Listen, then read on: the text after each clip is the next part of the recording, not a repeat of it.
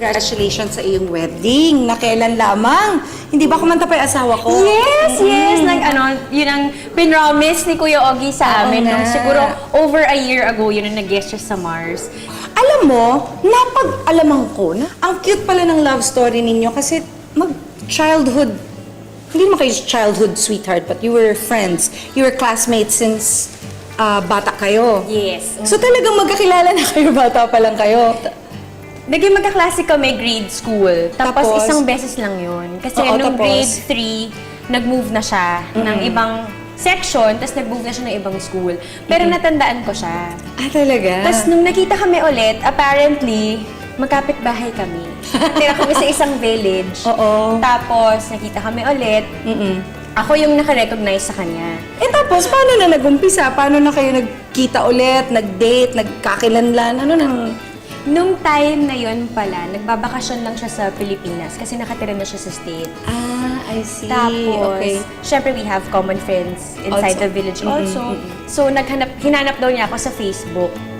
So, in-add niya ako sa Facebook, tapos in-accept ko, tapos parang may isa pang social media app nun eh, na parang very intimate lang yung friends mo doon. So, in-add niya ako doon, tapos nagulat ako na isa siya sa mga users nun kasi for my small group of friends lang yun. Parang kami-kami lang. Tapos hindi siya ganun kasikat.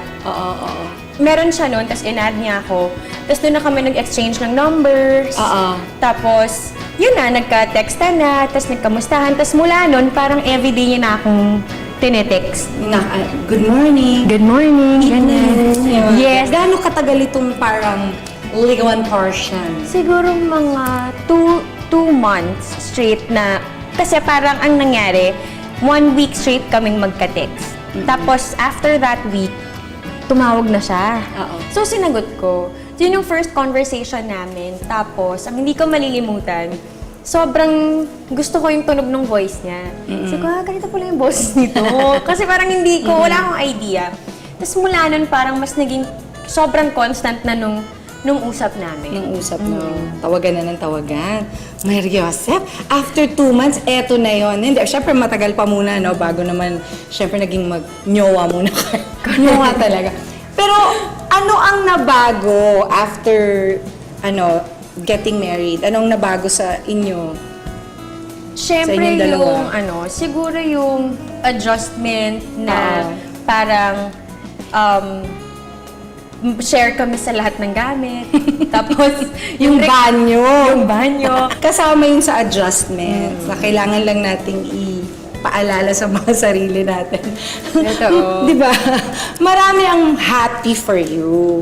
Kasi sobrang ikaw yung perfect example ng second chances. Wow, thank you naman. Oo. But how do you feel na talagang ang ganda nung nangyari sa life mo? Medyo, at the beginning, medyo hindi masyado kasi because of what you've experienced. Pero ngayon, parang binigyan ka ng mas mamahalin mo at mas mamahalin ka. Well, unang-una, syempre, malaki yung pagpapasalamat ko sa Diyos. Kasi feeling ko lahat naman to will niya. Kasi parang for a time before, when I was younger and I had Nathan, parang kasi when I had Nathan, it was really a surprise. I wasn't also prepared. I was 22 when I had Nathan. I was at the peak of my career. All I wanted was to just really work and work. So yun yung panahon na keber sa puyat, segway kung segway. Ibagets eh. Yes, parang kaya-kaya pa din ng katawan. Ilan taon na ba si Nathan ngayon? Nathan just turned 9. 9. Ngayon, merong bagong makakasama sa pamilya. You just got married and now may addition na kaagad sa family ninyo. Agad-agad! Sabi ni Lord, kaya na ng powers mo to. Oo nga eh, bibiglain na kita. Oo, eto na yun, bongga na kaagad. You're pregnant. Yes. Oh my goodness, congratulations! Thank you, ate. Salamat. Grabe, Salamat. talaga namang, alam mo yan naman yung sinasabi niya, pagka daw nagbigay siya ng blessings, ay hindi ka naman makakahinga. Oo. Nakakalunod talaga, nakaka-overwhelm talaga. Bonggang-bongga naman talaga.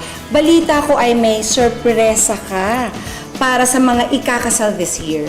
Yes, kasi alam mo ate, marami akong naririnig na syempre, ngayon kasi yung pagpapakasal, it's kahit naman tayong dalawa, dream wedding, pangarap yun ng bawat babae. Bata pa lang. Diba? Bata pa lang, oo. So parang yung gift ko, na parang siguro to make that person, yung magiging kasal niya, para ma-fulfill niya yung dream wedding niya, regardless kung ano man yun.